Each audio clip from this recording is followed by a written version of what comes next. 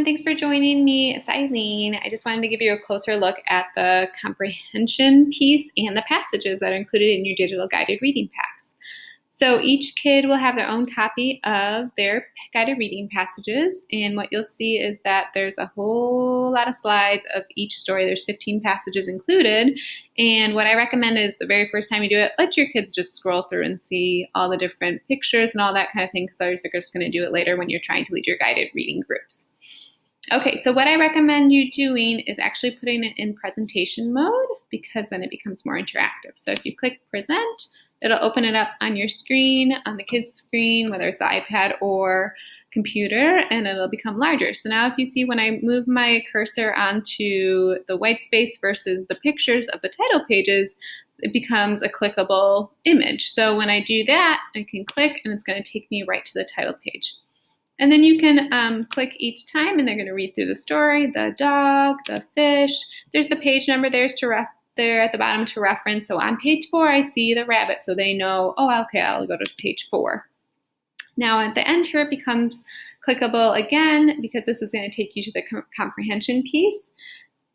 This Let's Think image you will see at the end of each passage, whether it's on half the page or a full page, depending on how long the story is. But the kids can use it as a way to see, okay, I'm done reading, now it's time for me to stop and think about the story. And when they click it, it'll take them to this movable piece page. This little arrow you will see at the bottom of this page, as well as the one before it, and that actually takes them all the way back to this page as a quick way to get there. So let me show you the comprehension piece one more time. They click here, and once they are in this mode, they have to go back to the regular Google Slides version. So you're going to hit escape. It's going to take you there, and now they're actually going to be moving the words to match the pictures. So at this level, especially, they're focusing on beginning sound. They can also, they say bird, they can also go back to the page and say, okay, I'm looking for the one that starts with B, and they're just going to go through and move all the different ones. Once they've moved them all, that part of the comprehension piece is done. Okay, and this can all be done during your guided reading groups, depending on how much time you have.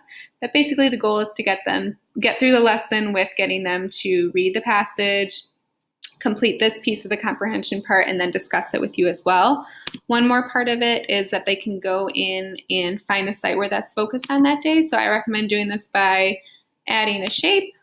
Okay, and I like to have them then identify the shape there, and I'm going to make it transparent so you can see it, and then they would go and just continue to do this to find all the word the for this story specifically.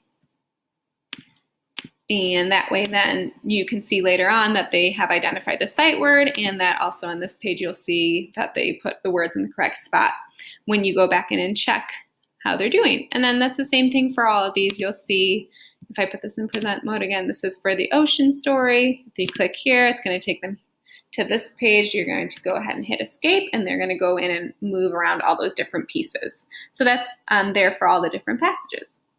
So that is one version of the comprehension option, which you can go back and see this again on the PDF that I provided in the download. Another version is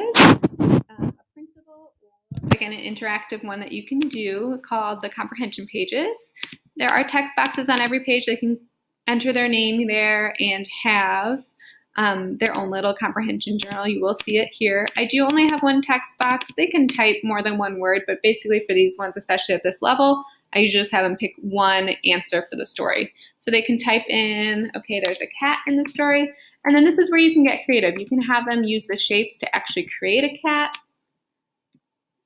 If that's what you want them to do, you can use the little scribble feature and draw a little face. It's however you want them to do it. Let them get creative with this, okay? And the scribble feature is not part of the iPad, but they can still do the other things there. So you can have them draw their little cat. As you can see, this takes a little longer, but if it's something that is enjoyable for them and it's something that becomes a little more interactive for them, then that's one thing for them to do. So you can also print these out if you want to have a writing piece that's actually written outside with a pencil. Then you can just go ahead and print that, which is why I didn't make these text boxes obvious, that you only see them when you start to click in them. So if you printed this whole thing Same thing, you could just have them respond that way, where they're drawing a picture and writing the words themselves. One other thing that they can do is actually open up these different ones in some different apps. If you've given them the PDF and they've opened it on their iPad or computer screen, you can have them screenshot it and open it in something like Sketch, where then they can label different things and draw different pictures.